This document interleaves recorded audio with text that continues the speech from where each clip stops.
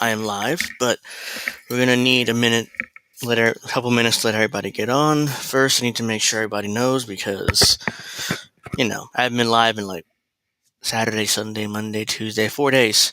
I usually don't go live on weekends, but it's been 4 days since Friday, so last time I gone live. So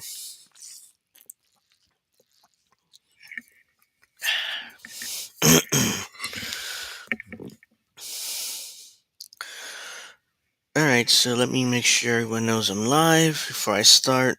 Give me a minute.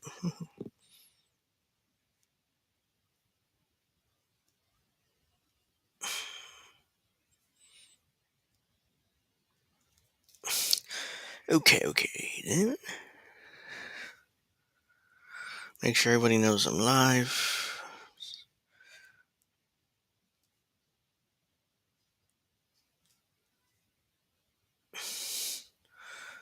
Let me retweet all this stuff, and then we'll go from there.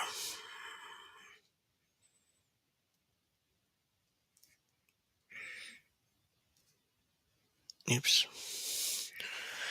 And let's see.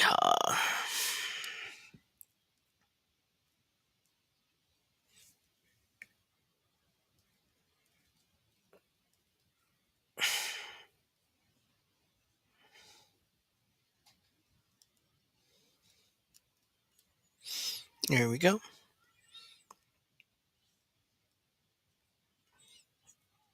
Fully retweeted.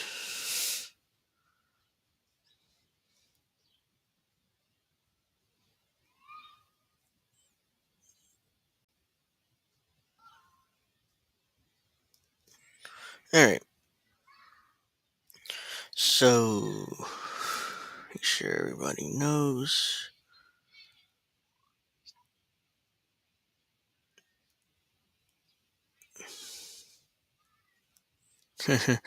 Right. So, how is everyone doing today? On this beautiful Wednesday afternoon. Apparently, let's see here. Just got my wire stuck. Jesus Christ. Oops. Yeah, I mean, had a tough few days, especially Monday and Tuesday. Yeah, if you're here, do me a favor, like the stream. It helps with the algorithm, especially since I haven't been streaming that long. Do do do do do do do do do do do do do. Give it a few more minutes, a couple more minutes, and then I'll start because, I don't want to be sitting here all afternoon.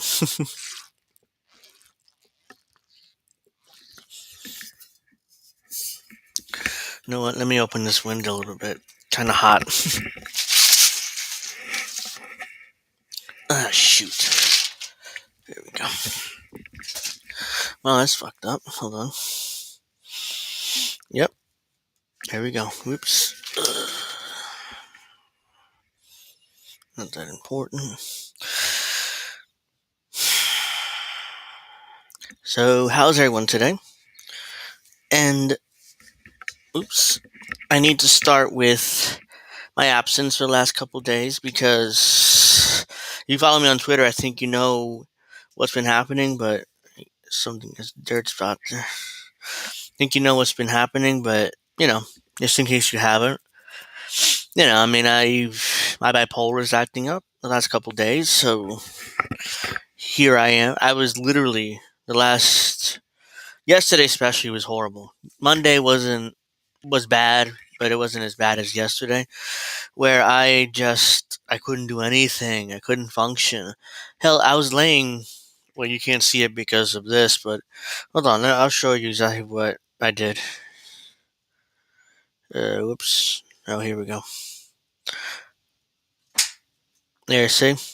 I was laying right there with my pillow there, and I was looking up at the ceiling, just staring at the ceiling most of the afternoon until around 4 o'clock when I had to cook dinner. Because I just couldn't function. I couldn't function. My bipolar I was so depressed. I was so fucking man, I just couldn't do anything yesterday. So that's why I kind of haven't been streaming the last couple of days, especially yesterday. It's been really bad. So let me put that back. There you go. Yeah, so that's why I haven't been streaming the last couple of days. So yeah, that's straight up what's happened with me. I mean, I go back and forth.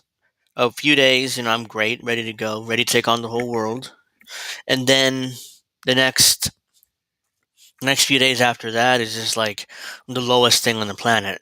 Then it goes back and forth like that. Even though I'm on medication, I might as well take that medication and throw it in the garbage because it's not really doing anything right now.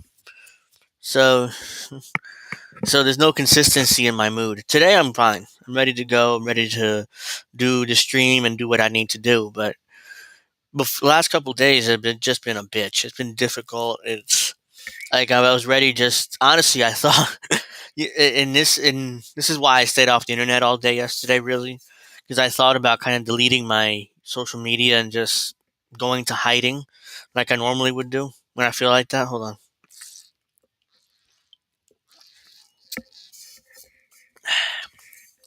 That's why I stay off social media in days I feel like that. Because if I go on social media, I'm end up deleting everything.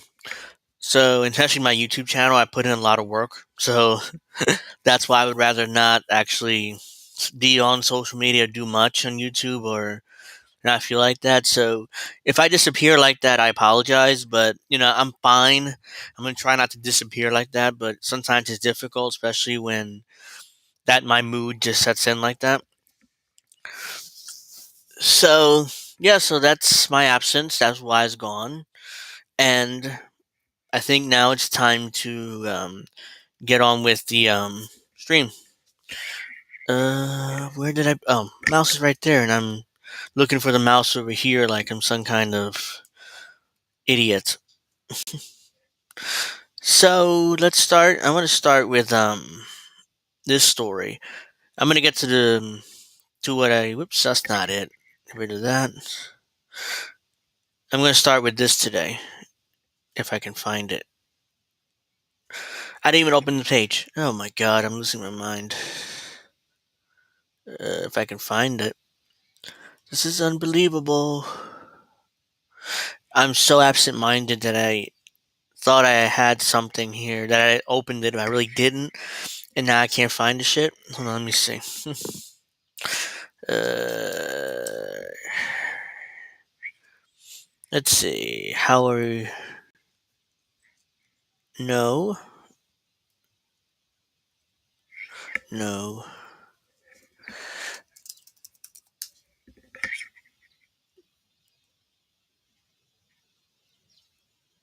no. Let's just go to newest. Yes, for some reason. You're kidding me. I lost the goddamn article. I lost it. Shit. I wanted to start with that. Now I don't know where the fuck it's at.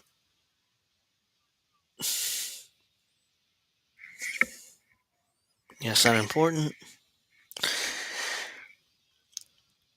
I'm just staring at the screen here, looking like an idiot while I find this goddamn article that I wanted to read first. But you know what?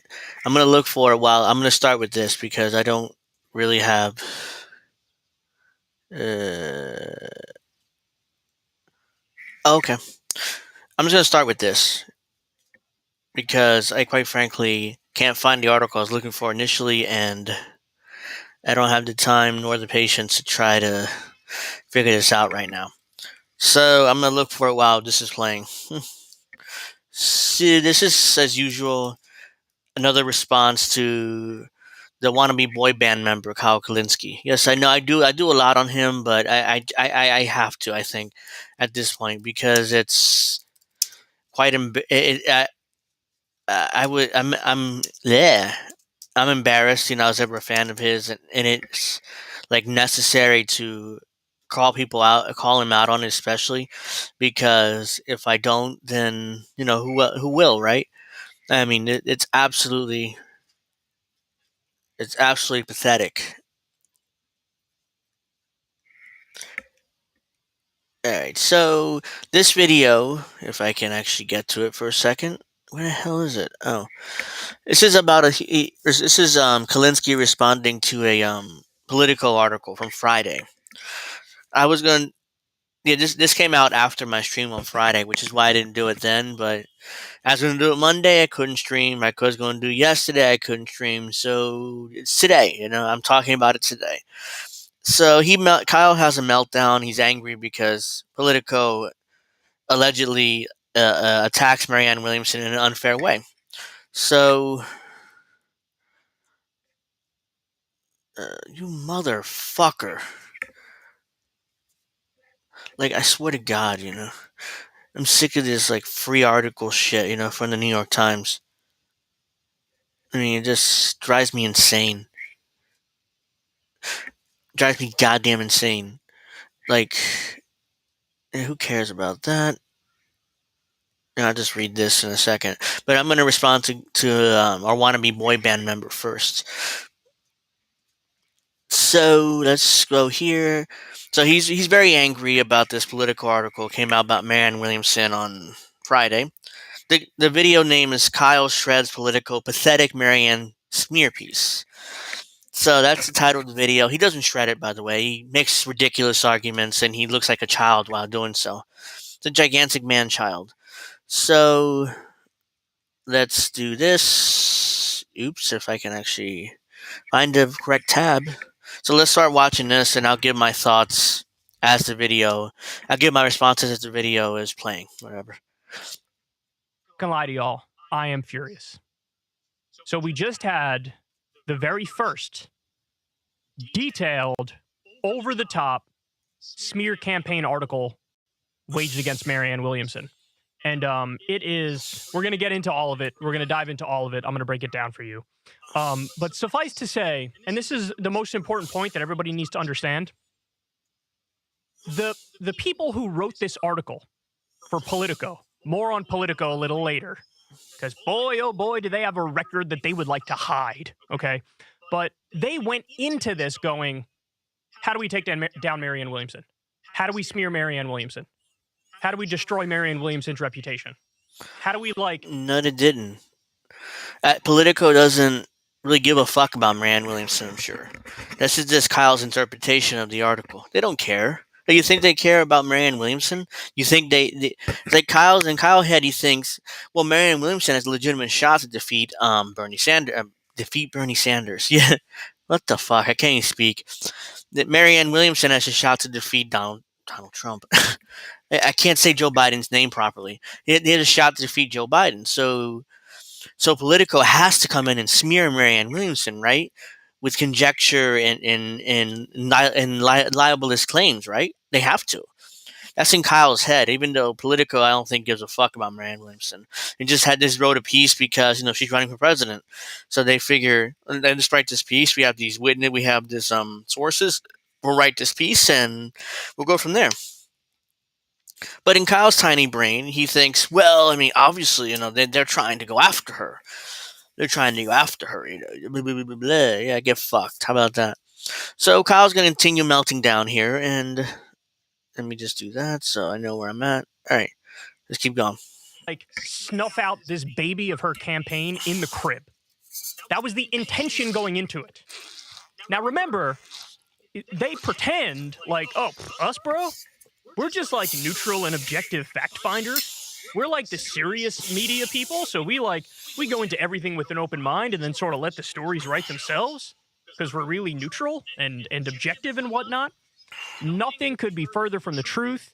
They had it out for her from the very beginning. The person who wrote this article was fishing around saying, how do I destroy Marianne Williamson and her campaign? Okay, so here's the article. Let me throw up on screen for you. This is, again, in Politico, Marianne Williamson's abusive treatment of 2020 campaign staff revealed. This is what made Kyle so angry. The fact that they put abusive treatment of campaign staff in 2020, which has been revealed. He's very, very angry because of that, guys. I mean, you can tell by his tone how angry he is. How angry he is because they dared to say Marianne Williamson, or people who work for Marianne Williamson in 2020 dared to say that she was abusive to them. He's very angry, very fucking angry. like like his old, like it's basically like they're going after his friend. Like when if your friend, if somebody goes after your friend and smears them, like like Kyle thinks they smear Marianne Williamson, you're going to be angry. You're going to stand up for your friend, right? That's what Kyle's doing here. The only issue is Marianne Williamson running for president. So she's a politician. In other words, Kyle Kulinski's friends and a politician. And if that's the case, then he's a hypocrite because he's criticized plenty of other media outlets and personalities about being friends with politicians. How you can't be friends with politicians, and how you are, you're not a legitimate like commentator, news reporter if you're friends with politicians, because then you can't cover them honestly. But Kyle's doing the same thing now, so his hypocrisy is just on full display here. Self-help guru who is running for president again was emotionally and verbally abusive to staff, according to interviews with former employees. So, I'll get into the specific points they make in a second, but understand something, guys. Politics 101 is take your opponent's strength and turn it into their weakness. That's politics 101. So with Marianne Williamson, what do we know for sure? What do we know as a rock solid fact? In the 1980s, when everybody was running away from HIV and AIDS patients at 100 miles an hour, wait, I missed something here. We know for sure weakness. That's politics 101. Politics 101 is take your opponent's strength and turn it into their weakness. That's politics 101. So with Marianne Williamson, what do we know for sure? What do we know as a rock solid fact?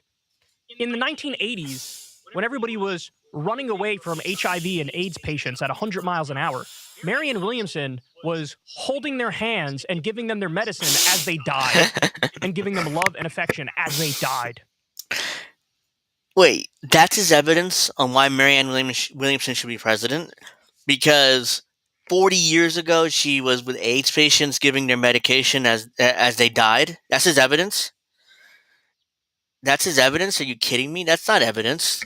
That's basically saying that because I should be president because, quite frankly, when I was a kid, I overcame severe physical and mental disabilities to become who I am today, which is a man who speaks 2 languages fluently, and a man that that's able to do streams today and not hide like I usually do. So that should make me president, right? That's the attitude Kyle has here, basically. Hold on a second. There you go. Sorry about that. I kind of had a roach. So I had to kill it. Yes, I live in the project, so there's roaches here and there's shit like that. So, in fact, I'm probably going to be planning on making videos talking about my experiences in the projects and in public housing and, in general, living in the hood or bad neighborhoods. So, yeah. So that's something. It's going to be standalone videos most likely. So you guys can look forward to that type of content in the future. I don't know when I'm going to start doing that, but it'll be soon. I guess. So that's why I had to stop real quick my thought process while I had to get rid of that goddamn insect. So where was I? Oh yeah, that's why I should be president, because I overcame physical and mental disabilities to the point where I didn't learn how to talk until I was 4 or 5 years old. And that's straight up true. I'm not making that part up. I'm not exaggerating. I'm not making it up. I didn't learn how to talk until I was 4 or 5 years old. So yeah, that's why I should be president, because I overcame all those odds. Same thing here. He's saying here, like, oh, well, Marianne Williamson, she was nice to AIDS patients 40 years ago. So that means she should be president, right? That's such a weak and pathetic argument. I wouldn't make that argument for me and why I should be president. But he makes that argument because he's a superficial commentator. There's no there with Kyle. It's just talking points, and it's just righteous indignation and fake outrage. That's what it is with Kyle, and it's pathetic. So take the biggest upside of Marianne Williamson, her kindness, her sympathy, her empathy, and turn it into a weakness and go, actually, you guys might not know this, she's the worst person in the world to have ever lived, ever. Wow. Now, the other portion of this is they're going to try to do what's called divide and conquer. So take the people who are more likely to support Marianne Williamson at this moment, which is like the left wing base, and try to put a wedge in between them and get a lot of the people who are already loyal supporters to go, well, I don't know, now I need to reevaluate. So again, you take their strength and you try to turn it into a weakness. And that's what we're looking at right now. If that's true, it's because if Kyle's conspiracy is true about Politico, how they're trying to take down Marianne Williamson, which I don't think that's true, but let's say his conspiracy theory is right for a second. That would mean that Politico knows the left very well, and they know for a fact that they're very sensitive for the most part. So as soon as you go to Marianne Williamson was abusive to her campaign staff in 2020, that hurts a lot of leftist feelings. So it's like, oh, God, she was abusive to her staff. Okay, maybe I shouldn't support her after all. That's a problem with the left. It's not a problem with Politico. That's a problem with the left. If you really think she's the right candidate, then it shouldn't really matter how she treats her staff, because a lot of politicians treat their staff very badly, and it's not just Marianne Williamson. So there's always staffers that come out and say, "Oh, this politician was abusive. That one was abusive. This one was abusive." So this shouldn't be too surprising to Kyle that this piece would come out about Marianne Williamson. Now, the way Kyle should have argued this, or I think, to be fair, before I finish that point, let me play some more of this because I don't want to, put words in his mouth. At right now. So here's the arguments that they make. They say, Oops. she preaches love and kindness, but in reality, she's mean. And she yelled at staffers. And one time, she got so upset that she hit a car door and injured her own hand. And okay, so far, that's fine. I mean, I don't know why Kyle is so mad at this article so far. I mean, it's like, yeah, I mean, she gets angry a couple times and she punches a car door. Okay. I don't understand why this is such a smear job, according to Kyle. Excuse me. they have an anonymous staffer who said, oh, she threw a phone at them. But of course, Marianne Williamson comes out and categorically denies it. She threw a phone at them. Well, that's kind of like Amy Klobuchar. Remember she was accused of throwing at Stapler, one of her staff members? That's why I laughed, because it kind of reminded me of that. It's like, oh, well, she threw a phone at me. It was like, okay, yeah. What, a cell phone, I guess? I mean, it's like she did fucking this. It's like, here's my phone. Hold on. Let me show you how this might have gone down. Here's my phone. It was like, oh, I'm trailing by 10 points? You motherfucker! How could you say that shit about me? Oh, shit. Hopefully I didn't break my phone. But yeah, that's basically what... I think that's what Marianne Williamson being accused of. I mean, that's probably like how that went down. But yeah, I mean, so far this is nothing. I mean, this is nothing that would take any politician down. But maybe let's see what else Kyle claims here. Denies it and says that Give me 1 second. never happened, and it's libelous and it is slanderous and it's totally untrue. They also here's another one of the criticisms. My phone's good, by the way, if you were wondering. In there, she's really indecisive. So she would have an event that was on the schedule. She'd be getting ready for that event, and then she'd cancel that event, and then she'd put that event back on, and that would anger her staff. And she would like yell in the process of doing these things. Then they go on to say, again, it's amazing to me. It's politics 101. Take the strength, turn it into the weakness. They say, oh, she's actually so rude that she mocks people's appearances and she goes after them for their weight. So fat shaming. Marianne Williamson was accused of fat shaming people too. This is all. Hello, Karen. How are you? But this is all. Politico knows the left wing really well, and that's why the left tends to be kind of sensitive when it comes down to name calling or people getting angry at them or people doing whatever. So like that's why they're going after him. They're going after Marianne Williamson this way. But here's the thing. Here's the issue that Kyle has here. Like, who cares? Marianne Williamson isn't going anywhere anyways. So, and he knows that. Deep down inside, deep down his wannabe boy band haircut there, he knows that Marianne Williamson is not going to go anywhere. Like, she's not going to actually win. She's not going to actually do anything. She's not going to win. She's not going to win. Hell, I'd be shocked if she makes it to the primary, let alone to the let alone defeating Biden in the primary. How insane is that? But he's so condescending and arrogant throughout this video, and he thinks in his tiny little brain that he's right. I mean, I don't know where he gets off with this fake confidence, because it's fake. This is performative anger. This is fake. This is fake confidence. Everything that triggers me about Kyle is in this video, at least in the first 5 minutes. Like, dude, we all know you're going to vote for Biden. Like, we all know that. It's already a given that he and his girlfriend, Crystal Ball, soon to be wife, is going to vote for what's his face, Joe Biden.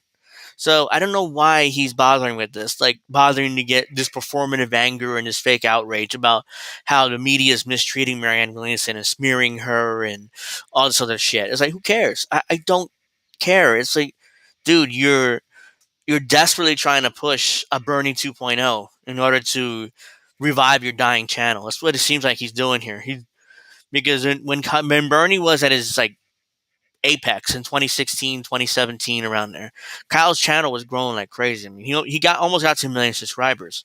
So he's desperate for that type of growth again. It was like, oh my God, what do I do? Oh yeah, I know. I'll fucking push Marianne Williamson as Bernie 2.0, and maybe it'll get me over to 1 million subscribers. And it's working. I mean, he's at what? Let me check. Let me check, because I think he's close to 1 million. 998. If you see here, it says, not sure you can see it, but I highlighted it. It says 998,000 subscribers. He's almost at 1 million. He was stuck at 978 forever, 980 for years. The guy never got close to 1 million subscribers. Now, as soon as he started pushing Marianne Williamson, Bernie 2.0, it seems like it somewhat works, somewhat working for him. He just wants to get to 1 million subscribers, and he's what, 2,000 away. So let's see how long it takes him to get to 1 million. But yeah, that's what this is all about: to get more subscribers, to get more Patreon memberships, to get more ad revenue from YouTube. That's what it's all about for Kyle. Kyle wants to push a Bernie 2.0 in order to get that money and to get that 1 million subscribers and to get that accolade of being a YouTuber with 1 million subscribers. So that's what it's about for Kyle, and this is selfish. This is not about Marianne. I don't think he cares about Marianne Williamson that much. Crystal Ball's friends with her. He's by proxy a friend to her, I guess, but I don't think he really cares about. He just cares about himself and getting his channel to 1 million subscribers. That's why he's pushing Marianne Williamson. Marianne Williamson. Jeez, I can't speak. So she fat shames people. These are arguments that are tailor-made to try to get like a left-wing base to abandon her, when of course the left-wing base is like the only group in the country right now that's already. That's exactly it. That's exactly it. If Kyle's conspiracy theory is true that Politico purposely wrote this article in order to kill off Marianne Williamson's campaign, that's exactly how he would do it. Because the left is very sensitive to yelling, to people yelling at other people, to fat shaming people, to etc. etc. Everything that Politico claims that their sources said Marianne Williamson did. Oh, and by the way, I must remember this. According to the article, Marianne Williamson is indecisive, so she can't make a decision properly. She's running for president. If you're indecisive as president, that's not good. That is like one of the worst qualities you have as president, to be indecisive. Make a fucking decision, woman. That's basically this. Or man, make a decision.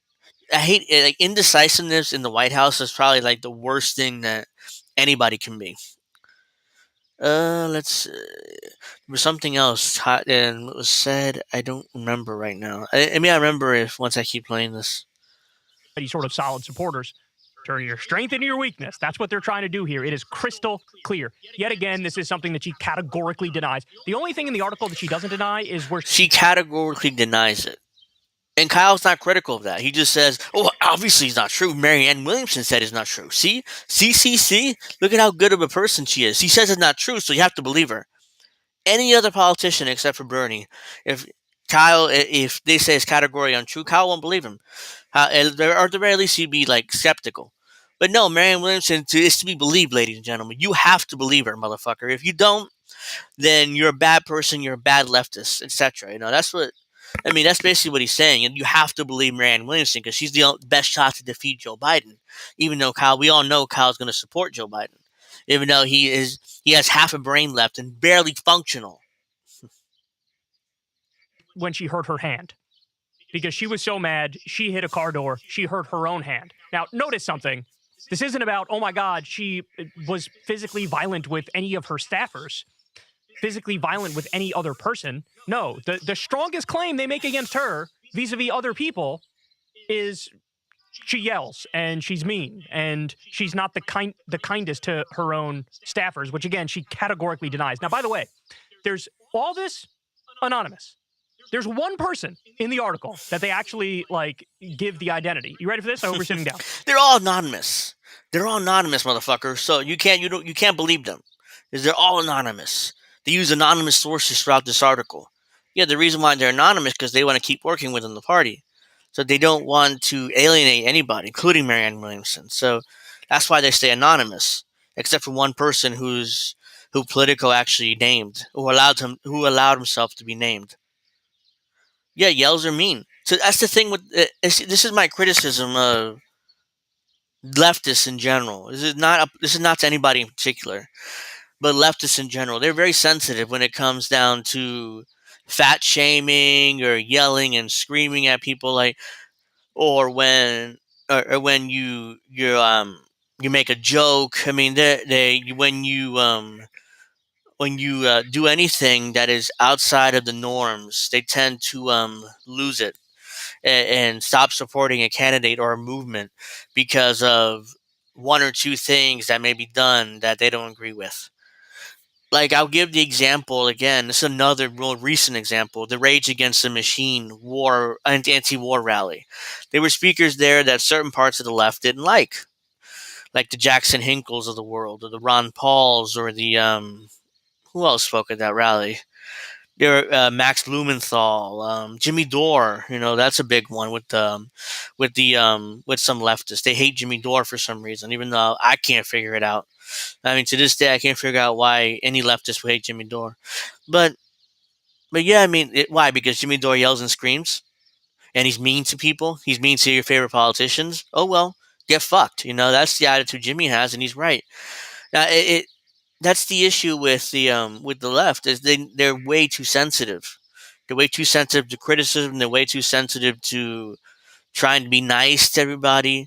That's always been a problem on the left. So yeah, it's not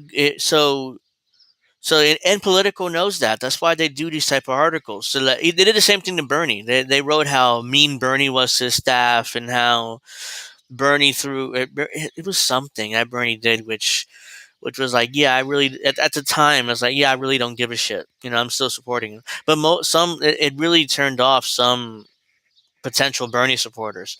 Which today I look back at that, I was embarrassed to be a Bernie supporter. But at the time, it was like, yeah, I don't give a shit how he treats his staff, as long as he does what he promised to do. Yeah, I don't care. But yeah, a lot of leftists really are sensitive to that type of stuff, and it's a problem. Either you can't be that sensitive. You have to work with people you disagree with. You just have to do it. I mean, if you don't, then nothing ever gets done, and then you wonder why you failed, and you keep failing, because you're gonna keep failing if you don't work with people you disagree with. Sometimes, like allegedly there were like Russian flags, and there were Soviet flags. The Rage Against the War machine. I'm like, I don't care. I honestly, I don't care. I mean, tell me what the speaker said. That's what the speaker says. That's what I care about. And there were a decent amount of people there too. So it's like, really, this is all we're gonna discuss? We're gonna yell and scream at each other about who's speaking, who isn't at the rally. Oh, Tulsi Gabbard spoke too. I forgot about that. And some of the left hate Tulsi Gabbard. Again, it's like, okay, fine. She's more of a conservative now. Yeah, I don't care, as long as she speaks up and be anti-war. That's all I really give a shit about. But I digress from that, because it's not really. I just wanted to make that point because I wanted to. So let's hear what Mr. Boyband had to say. It's her former Iowa State director, who, by the way, used to work for Bernie's campaign, comes out and he verifies it. He's like, yeah, she's mean. She's terrible to her own people. It's inexcusable. I'd never allow something like that. The same dude in this article, they even admit it. Why was he let go from Bernie Sanders' campaign? Because he allegedly forcibly kissed somebody who worked underneath him. So the one person that you actually cite in the article is a dude who himself. I almost closed that thing by accident. Did you hear that? I need to replay that. He kissed something like that. The same dude in this article, they even admit it.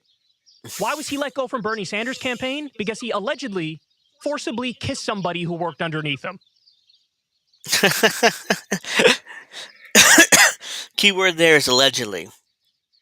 And what Kyle's doing there? Oh yeah, he's smearing the guy, the only guy that put his name to the article, and basically confirmed everybody else's claims about Marianne Williamson.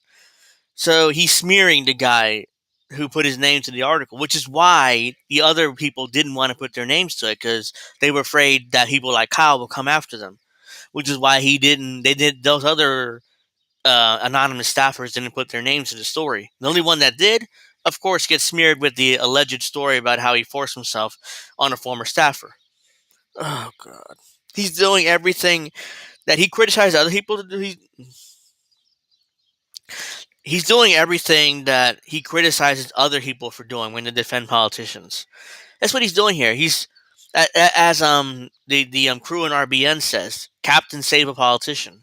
That's what Kyle is doing here. He's desperately trying to save Marianne Williamson's campaign. And by the way, he made another video today. He put up another video today, not really defending Marianne Williamson, more of, talking about how great she did on Fox News over the weekend. So, of course, he cannot help himself. He has to either defend or sim for Marianne Williamson. Just like he sims for his little girlfriend, Crystal Ball, all the time. I've never seen Kyle disagree with Crystal Ball once. And I've watched a lot of their videos because I'm like, look, I need content. And I especially don't like Kyle. So I need content to criticize Kyle on. So that's why, and I know I'm going to find it because he always says something stupid, or he says something shallow, or he says something idiotic. So I know I'm going to find something there to harp on, to talk about for 10 minutes. Let's play a little bit more of this. So the one person that you actually cite in the article is a dude who himself, according to your own admission, has a little bit of a sketchy history. Except it's alleged. He wasn't convicted. There was no admission. It's alleged. So what Kyle's doing here is smearing this guy for no reason. Because this was not ever... These claims were not ever founded. Was he ever sued for those claims? I don't know. Did he get arrested? No. Was he convicted? No. It's alleged. He allegedly forced himself on one of his staffers, or one of Bernie's staffers when he worked for Bernie. So this is all alleged, and this is Kyle just desperately trying to smear this guy in order to discredit his claims about Marianne Williamson, who's the candidate he wants people to vote for. So again, he's doing exactly what he criticizes others of doing, others in the mainstream media of doing. The hypocrisy is just unbearable to me. You're supposed to take his word like, oh my God, this is golden. So another thing they say is she allegedly floated monitoring staffers' phones, but she never did it. Now, one of the passages that they have in here is kind of amazing because it undermines the rest of their arguments. They say, quote, still, her behavior came as a shock to most of her 2020 campaign staff, the majority of whom had backgrounds working in politics and only knew of Williamson through her best-selling books and public speaking events. Are you kidding me? And that's not... Let me go back a second. It's kind of amazing because it undermines the rest of their arguments. They say, quote, still, her behavior came as a shock to most of her 2020 campaign staff, the majority of whom had backgrounds working in politics and only knew of Williamson through her best-selling books and public speaking events, encouraging people to harness the power of love and learn to forgive. Yeah, the reason why most of her staffers didn't know this because they didn't see her do this, Kyle. They didn't see her do this, not even close. They didn't come to see her doing this, which is why most of her staffers were shocked by these allegations, I'm sure, because they didn't see it. It's really that simple. This isn't some kind of doesn't undermine any of the anonymous staffers that claimed this, and doesn't undermine the guy that put his name to it. It just means most of the staffers didn't see this behavior, and it doesn't mean it's untrue. It just means that most people didn't see it. But I wanted to make another point about this before I move on.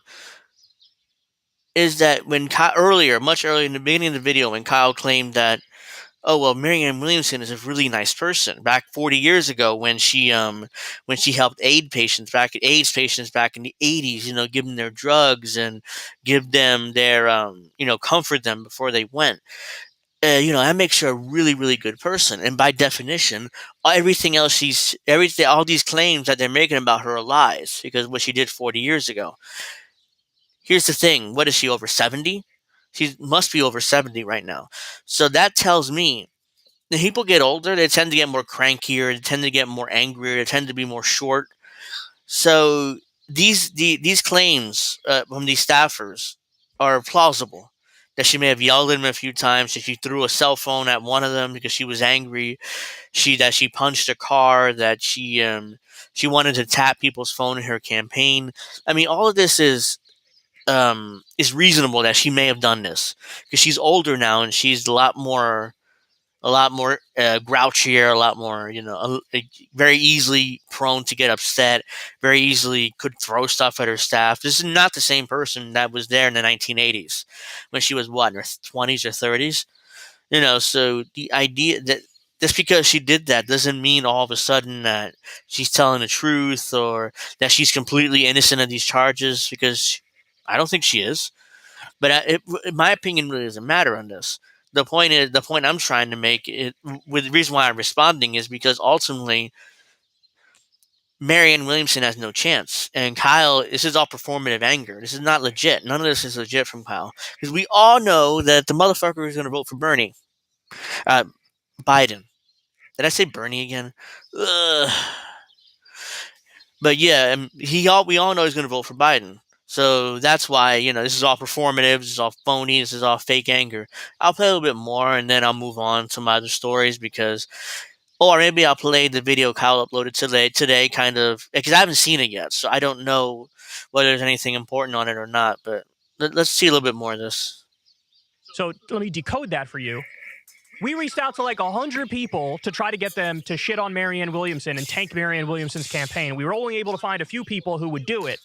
And we're going to slyly acknowledge that by saying, hey, most of the people actually liked her and they were really shocked to hear these allegations. So we're going to put a passage about that, as the rest of the article is just totally, absolutely dragging her reputation through the mud.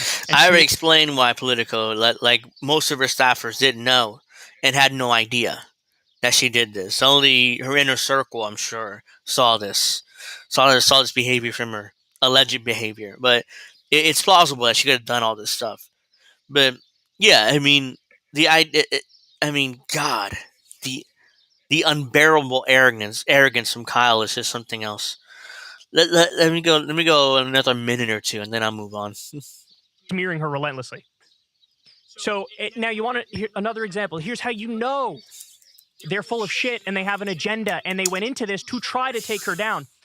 They describe her anger. This is a direct quote from the article. They describe her anger as, quote, "It would be foaming, spitting, uncontrollable rage." Foaming? Her anger was foaming. She would be foaming at the mouth. So like a cartoon wolf or something.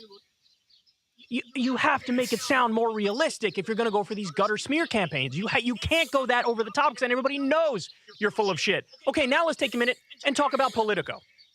Politico. I'm not going to go and try to smear Politico.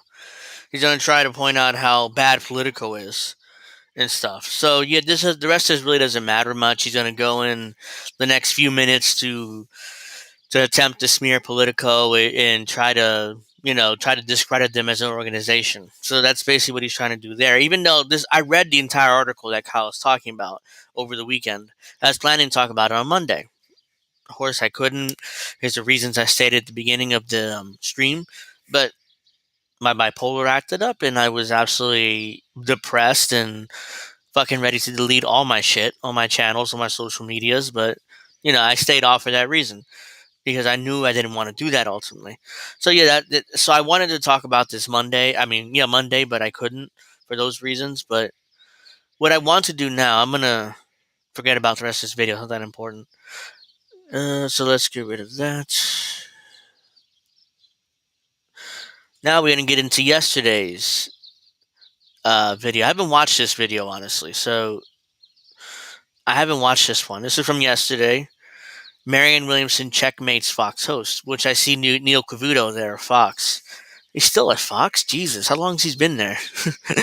I mean, I remember Neil Cavuto 15 years ago on Fox. I mean, he'd been there a long time.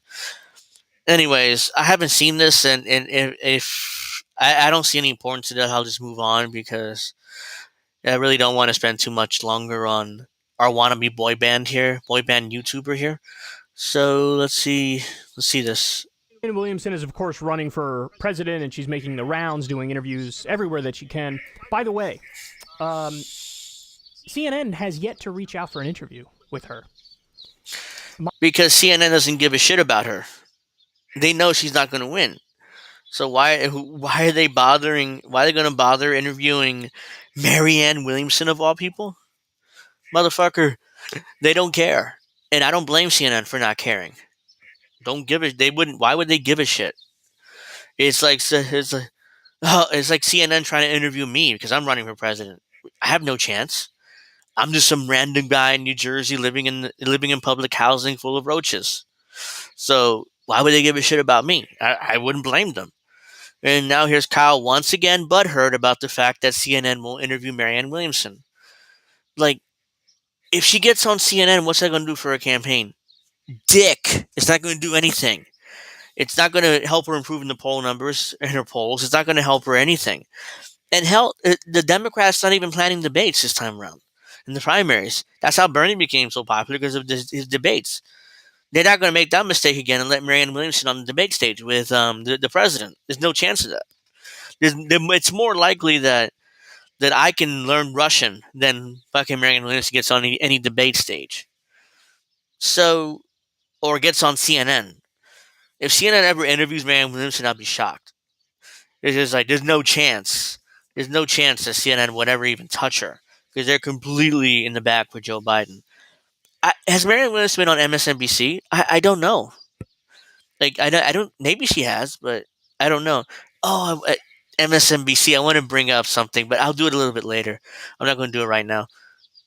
Let me play a little bit more of this. I haven't seen this video yet, so this is new to me.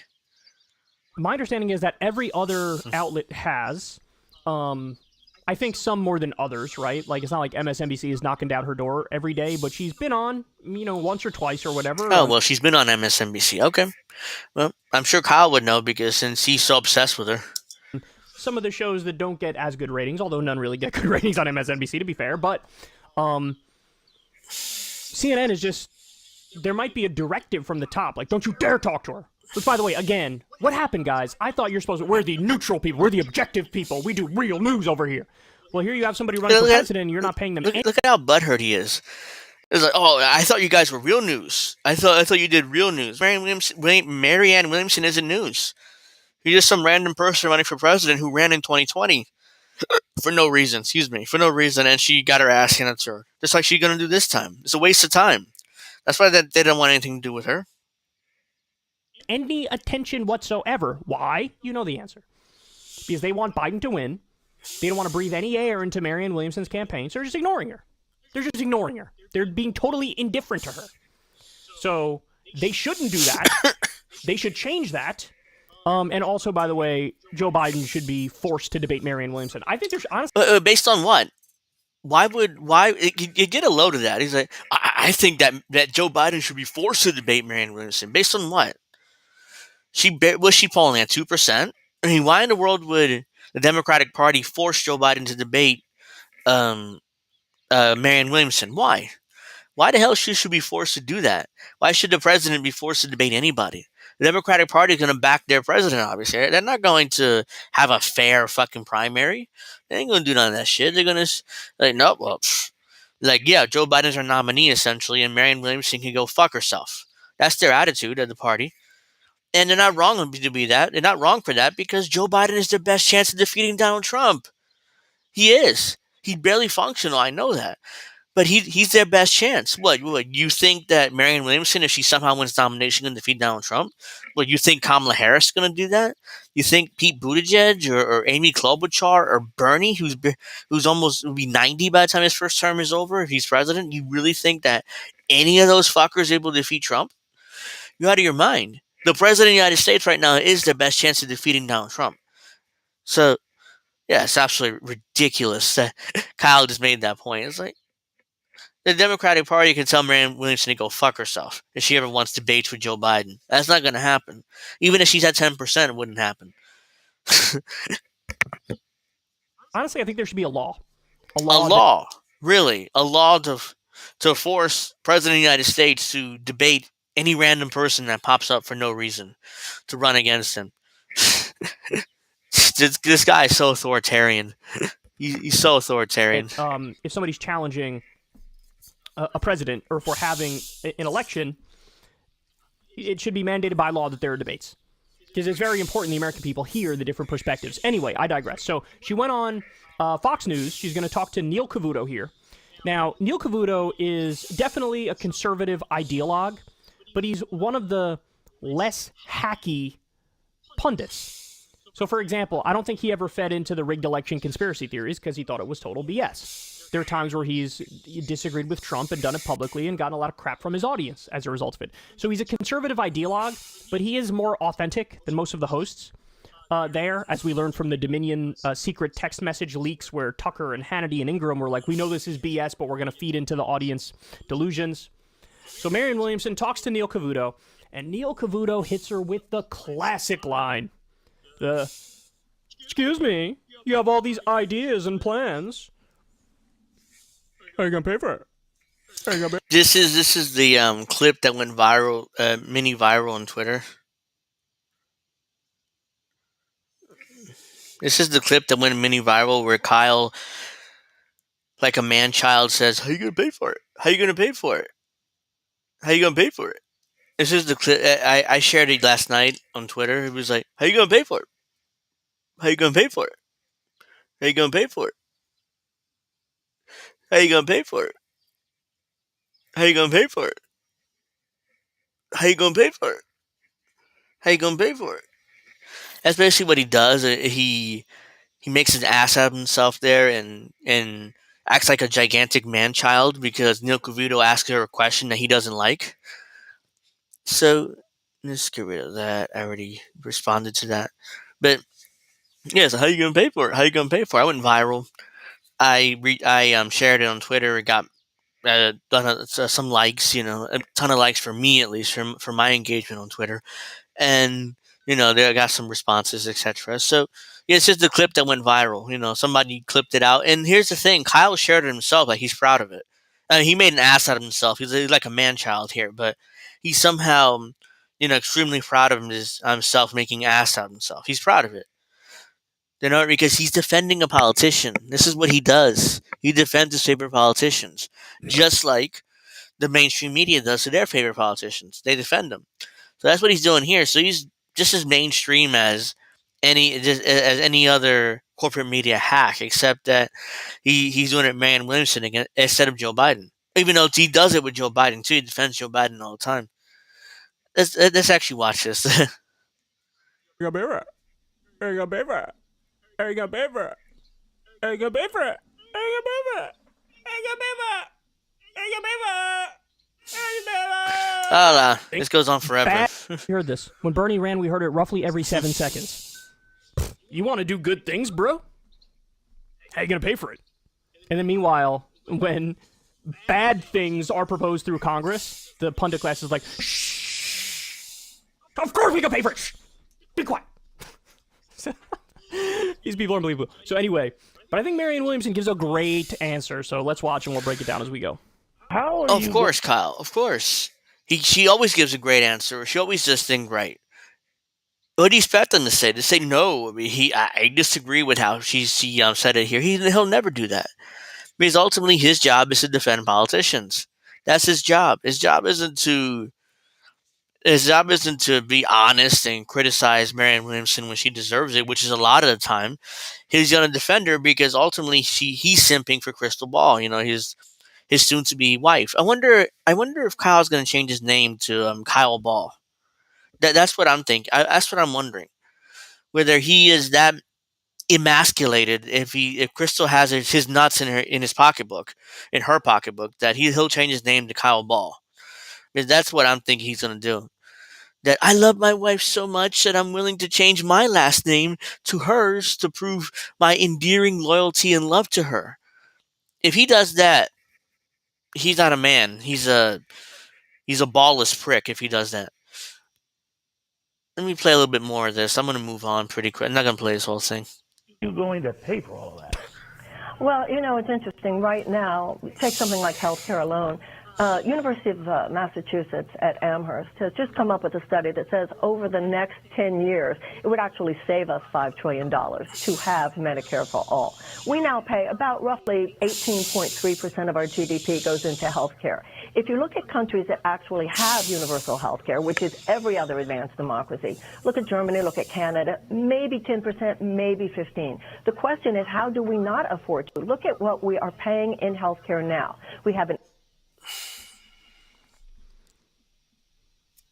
Let's let that point swirl around our brains a little bit. She asked him, "How are you going?" He asked her, excuse me, "How are you going to pay for it?" All right. It's not, again, it's not that simple. Yes, we spend what, $40 trillion over a 10-year period on healthcare, which, by the way, they don't tell you that part. That number is over a 10-year period. It's not every year. That number is over a 10-year period. So $40 trillion over 10 years, what, $10 trillion a year in healthcare? Here's the thing with that. It's not as simple as giving everybody a Medicare card. All of a sudden, you improve people's health. You don't. You don't. Medicare is just an insurance plan. That's ultimately what it is. It's not just some kind of It's not a silver bullet. Just because you give people a Medicare card, all of a sudden they're going to be healthier. They're going to they're going to eat healthier. They're going to exercise. They're going to diet. They're going to change their diet. Rather, they're going to do the things they need to do in order to be healthier.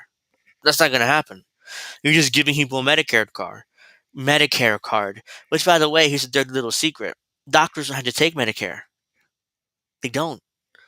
They don't have to take Medicare. And the only way that you're able to do that is if you force doctors to take Medicare.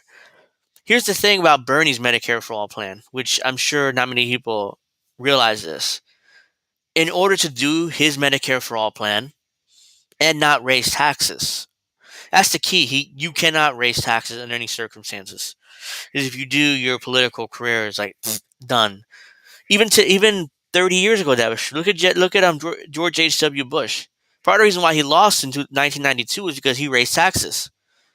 He raised taxes. I mean, if not, so it may have been the right thing to do, and it improved, and it led to the all the economic success of the '90s. But he raised taxes, which directly led to his loss. People know that. These politicians know that. Now, Bernie didn't want to raise taxes. His plan from 2020. So what did he do? He lowered Medicare payments by 40%. 40 goddamn percent. So that means that if, let's say, a doctor does any treatment on you for whatever, then that lowers their payment by 40%. And a lot of these doctors didn't get into medicine for altruistic reasons. Like, oh my God, I want to treat the ill. Some of them did, to their credit. Some of them did, but a lot of them want to make money. They want to charge whatever they want to charge for their services. So now all of a sudden you're looking at if Bernie became president, you look at a situation where Medicare for all is passed. First of all, I have to get past the Supreme Court, which it probably wouldn't. It probably be unconstitutional. But let's say it gets past the Supreme Court. Let's say that would have happened in this scenario that Bernie was president. You would have Medicare for all system that pays out 40% less than what it currently does with the seniors on the system. That means that less doctors would take Medicare. That means that more Americans would have to either buy private insurance or buy supplemental insurance or in order to see the doctor they want to see. And we're going to end up with the same issues we have now. except everyone has a Medicare card, which is useless because fewer doctors are going to take it because it has 40% less payments. Of course, Kyle doesn't tell you that because he's shallow, superficial commentator. But he's not going to tell you that part. I am, because I'm not afraid to point out the flaws in Medicare for All system, even though ultimately I do like the idea of a single payer plan. Jesus, now I can speak properly. So, yeah, and another thing, even if you do have a Medicare for All system, even if you do it the way that is correctly done, like, it doesn't mean you can't force people to be healthy. You cannot force people all of a sudden just to eat more vegetables, to eat more fruits, to stop eating Twinkies or oatmeal pies or sodas, or to stop doing any of that unhealthy shit. To sit on your ass all day in front of the computer or sitting your ass in front of the TV. You can't force people to all of a sudden, go out and live active lifestyles, or to actively choose to eat healthier foods. You can't. And that's what leads to diabetes. That's what leads to high cholesterol, high blood pressure, uh, heart problems that lead to strokes and heart attacks and stuff. You cannot force people to all of a sudden eat healthier or to exercise or to diet. You can't. Even if you have Medicare for All system. So it's going to be expensive anyways. And look, and I'm not being a hypocrite here because I'll full disclosure. I used to do that shit. I used to sit my fat ass on a computer all day. I used to sit my fat ass down and watch TV all day. So yeah, I would. And a few years ago, I was diagnosed with type 2 diabetes because I did that same shit. I would sit my ass down on the computer. I would sit my fat ass down on my computer, use it all day with Facebook and Twitter and YouTube. That's all I did. Straight up, that's all I did. All day. All goddamn day. I sat my fat ass on the computer. My heaviest, I was 220 pounds, something like that. At my heaviest when I was diagnosed. Within 3 months, I lost, 40, 50 pounds. I was down to 160 right before the pandemic. I was down to 160. Then all of a sudden, the pandemic happens. We had to stay home. So I'm going to sit my ass back on the computer. I started eating shittier foods. And all of a sudden, I gained 20 pounds within 6 months. I was up to 180. I was like, oh shit. Yeah, I'm sitting on my ass all day. So, of course, I'm going to gain weight. So, right now, I'm 175-ish. So I've stayed between 175 to 180, which is a fine weight for my height. But yeah, I'm guilty of that. So that's why I know for a fact that most Americans are guilty based off my own experience. So the idea, Kyle acts like Medicare for All is like this silver bullet that as soon as we institute Medicare for All, even Bernie's plan, which is flawed, but as soon as we institute Medicare for all of a sudden now we're going to be great, that everybody will get health care and you'll all be healthy, we'll live longer, etc., etc., etc. No, it's not that simple. Again, another example of very superficial, very shallow commentary from Kyle Kulinski, because he's lazy. He believes Medicare for all is good by definition, because hey, it saves us $5 trillion a year over 10 years, which is $50 trillion. It's lazy.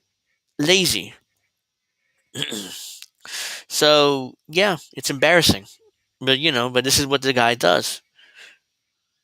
This is the policy wonk on the left, by the way. Embarrassing. I keep saying embarrassing. Guess what it is? It's embarrassing. Do me a favor, please like the stream if you haven't already. Greatly appreciate it. I'll play. Look at the smug look on his face, like he thinks he's nailing it. Jesus Christ, what a smug motherfucker. And her reaction was, how can we not afford to go to Medicare for all? Because it actually saves $5.1 trillion. That's not me speaking. That's a detailed study from the University of Massachusetts Amherst. Now, by the way, it's worth it to explore this more. Why does it save so much money? Guys, the answer is very simple. It turns out when you have a rapacious, unnecessary, for-profit mafia middleman, that makes it more expensive. I know, crazy. If the mafia is getting... Yes, that $5 trillion difference is most likely administrative cost and the bloated salaries of the executives of these private health insurance companies. Yes, that's definitely what that is. Most likely that $5 trillion discrepancy. Here again, like I just I'm gonna I just talked about why Medicare for all isn't the silver bullet that Kyle thinks it is. The best way to institute a single payer system, in my opinion at least, is through the states. Like have California has its own system. Um, have every state have their own like single payer type system. Excuse me, or a public option in every state. Don't let the federal government do it because the Supreme Court's going to knock it down most likely as unconstitutional. They'll find some reason to knock it down. So let the states do it. States' rights, so let each state do their own single payer system. I don't know how they would pull it off. But California has the best shot of pulling it off because ultimately California is the biggest state and has the most money, and they have their GDP is higher than some countries by itself. California, so they can definitely afford a single payer system. If it works there, then it could work in other states. Other blue states may pick it up at some point. But California, I think, needs to take that first step and lead on the statewide single payer type systems. But that's the best way, in my opinion, to get like a single payer system here. It can't be to the federal government. First of all, it won't pass. Second of all, even if it passes, it'll most likely be struck down by the Supreme Court. So let me play a little bit more of this and I'll move on to my next story. Getting their cut, it's going to cost you more.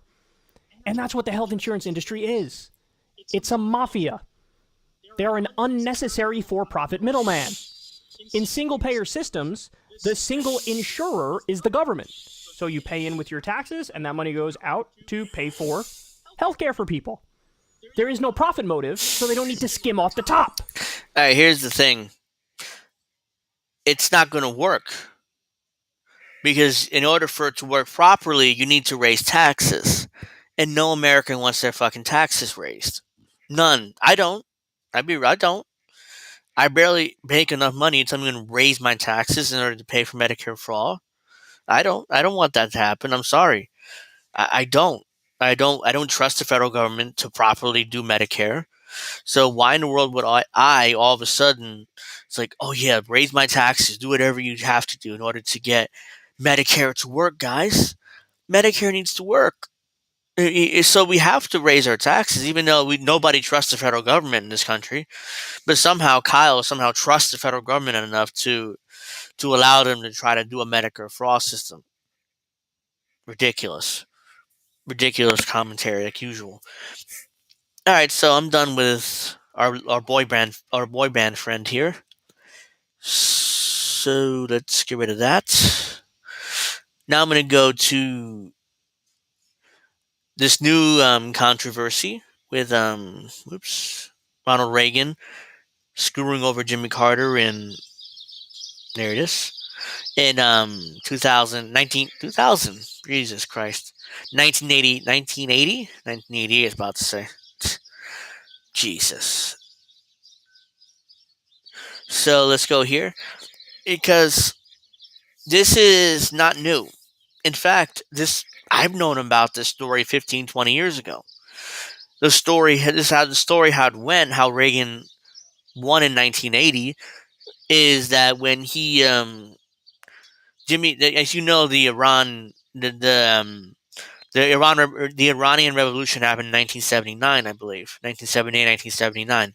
So when that happened, Iranians came in and kidnapped American diplomats and employees and stuff like that, and they held them for over a year, I think. So Jimmy Carter, the Carter administration, doing everything he can to get them released. And apparently, some people in the Reagan campaign, through back channels, told the Iranians, "Don't fucking release them until after the election, because if you release him, there's a good chance Jimmy Carter wins in 1980, and I'm not going to let him win. So don't release him until after I'm president. That'll give you a better deal," that ended up happening, which directly led to the Iran-Contra scandal. And the Iran-Contra affair or scandal, whatever it's called, which Ronald Reagan was exonerated from, even though he was deeply involved in it. The deal was that the Iranians would get a bunch of weapons from us if they waited until after the election. and they'd be funded through the Contras in Nicaragua. So that was the whole scandal. We knew this. This is not breaking news. I mean, this story had been out there 15, 20 years. I found out about it 15, 20 years ago, and I was in my 20s then. I knew about this, so I don't know why this is such breaking news now. The only reason why I guess it's breaking news now is because a Reagan campaign official or a politician that was supporting Reagan in 1980 came out and said, "Yeah, it's true. We did do that, and I'm confirming it now because Jimmy Carter is dying. He's in hospice care, and I wanted to correct the record before he passed." So he knows that this definitely happened, and I feel bad about it, involving myself in that. So that's basically what this is. This was an admission from a former Reagan official or Reagan supporting politician that said, "Yes, we did do this. I was involved in it." Because what happened was, I didn't know about this part though. Certain politicians went on a Middle Eastern tour around that time, and they all met with Middle Eastern country leaders, which basically said, "Look, tell Iran that do not release these fucking hostages until after Reagan becomes president, because we'll give him a better deal." The Reagan administration gave him a better deal, so keep the hostages until after the election. So that's what they did. In fact, they didn't release him until Reagan was inaugurated. So yeah, so that's basically the part I didn't know about, where Reagan supporting politicians went to the Middle East and basically through back channels told that through not back channels, but through these other leaders in the Middle East, tell the Iranians don't release the hostages until until after Reagan becomes president, which is what they did, and they got a better deal, which led directly to the Iran-Contra affair and ruined the second term of Ronald Reagan over that. So that's basically what this is. I mean, this isn't anything. If you follow like conspiracy type politics or conspiracies in general, you would know the story already, except for the part where Ben Barnes, a former Texas politician, is claiming he witnessed a plot to sabotage the re-election of President Jimmy Carter in 1980 by delaying the release of U.S. hostages in Iran, in a stunning admission reported by New York Times on Saturday. So yeah, it was a Saturday report. Of course, try to read it, and the New York Times wouldn't let me because I have to pay them. They can get fucked because I'm not paying them. But nonetheless, though, it's just this is. I already knew this years ago. I'm not sure about you guys if you didn't know about the story, but I did. I knew about it 10 or 15 years ago because it's like we always knew that why would the Iranians wait to release their hostages until right when Reagan was being inaugurated? Isn't that weird how that turned out, the timing?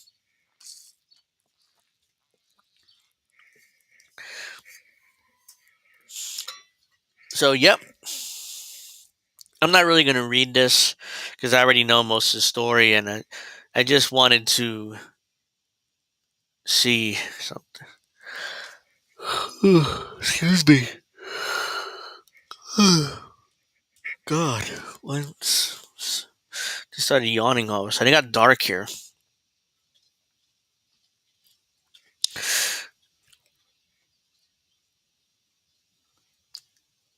Here we go. This is from the combo couch on Twitter. Make sure if you're not following, make sure you follow them because they do great reporting, both Fee and Pasta. Anyways, in response to the UK's announcement they will be sending shells with depleted uranium to Kyiv, Putin says Russia will be forced to respond accordingly. Let's see what he actually says, though. Oh, by the way, the translation is down there, so you can read it. Что Великобритания устами заместителя главы Министерства обороны этой страны объявила не только о поставках танков на Украину, но и снарядов с объединенным ураном. Похоже, что Запад действительно решил воевать с Россией до последнего Украины. It seems like the West has really decided to fight against Russia to the last Ukrainian, not in words but in deeds. Yeah, I mean, this is what a lot of Western politicians have been saying. They're willing to fight. They're willing to fight to the last Ukrainian. The Ukrainians aren't saying this. The West is. The West is. Yeah, we're willing to let every single Ukrainian die. to continue this war. What kind of assholes are the Western politicians? Like, oh yeah, our people actually aren't fighting in them, so who cares? Let the Ukrainians fight and die for us, while we sit pretty in London and Paris and London, Paris, Washington, et cetera. All these Brussels, all these places of power in the West. Yeah, we sit pretty here while the Ukrainians over there fighting for us and dying. So yeah, that's their attitude. They don't give a fuck about them. So all they're doing is basically throwing money at the Ukrainian government, and who knows what they're doing with that money ultimately. So, excuse me, sorry. I'll play a few more seconds of this. Украинцы уже не на словах, а на деле. Но хотел бы в этой связи отметить, что если все это будет происходить, то соответствующим образом Россия вынуждена будет реагировать, имея в виду, что коллективный Запад начинает применять уже оружие с ядерным компонентом. Сегодня... And what did I say? I spaced out there. Bearing in mind that the collective West is already starting to use weapons with nuclear component. Запад начинает применять уже оружие с ядерным компонентом. Okay. So, yeah, the West is willing to do whatever it takes to defeat the Russians. And the Russians are like, look, we're going to have to respond to this if they really do this. Which is true. I mean, what the fuck do you expect them to do? Not respond? Like, seriously. I can't read this most likely because the New York Times, won't let me read the article without paying for it, and they can go fuck themselves. Uganda passed a sweeping anti-gay law that can bring punishments as severe as the death penalty, the culmination of a long-running campaign against LGBTQ people in the country. The legislation calls for life in prison for anyone engaging in gay sex. I wonder if I can read some of this. Oops, I don't think I can like usual, so let's see.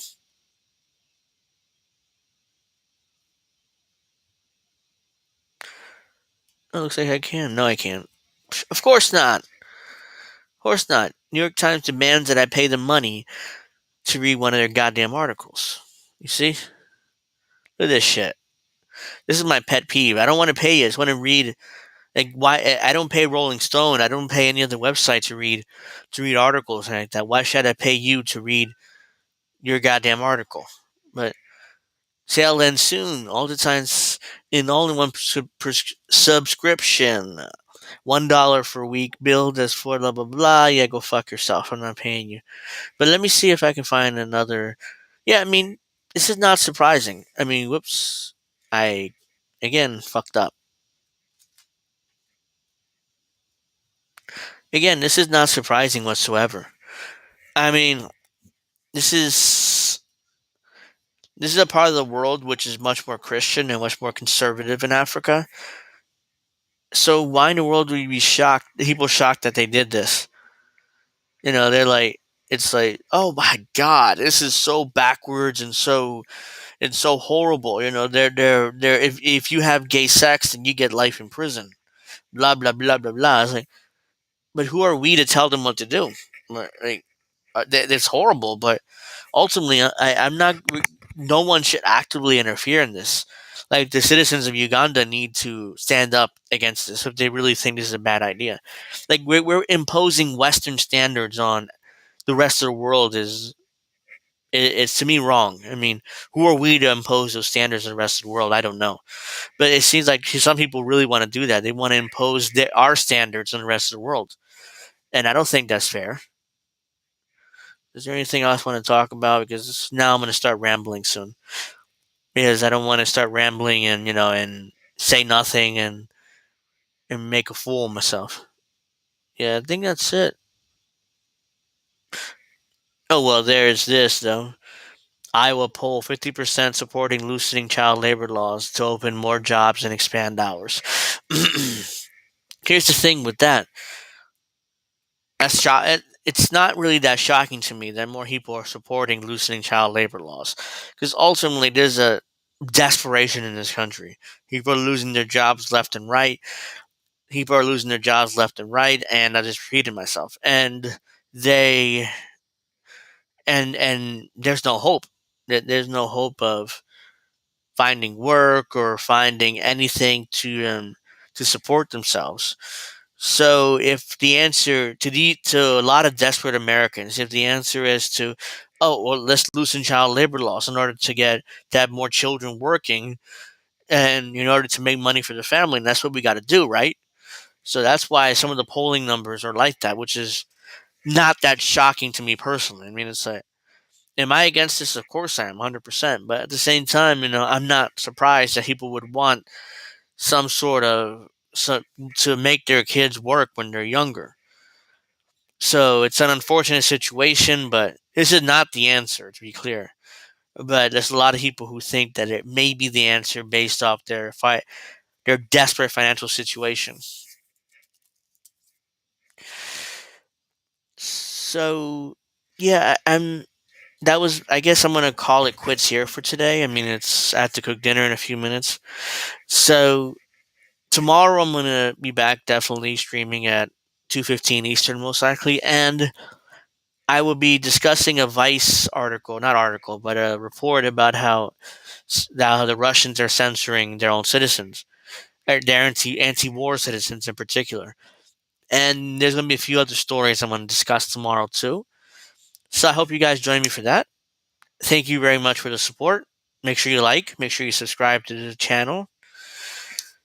Thank you very much for watching. And oh, by the way, follow follow INN and all our sister channels too. And hope you guys enjoyed the stream. I'll be back tomorrow at 2:15 Eastern with those stories and more. And wish you the best of the rest of your day. And I'm out.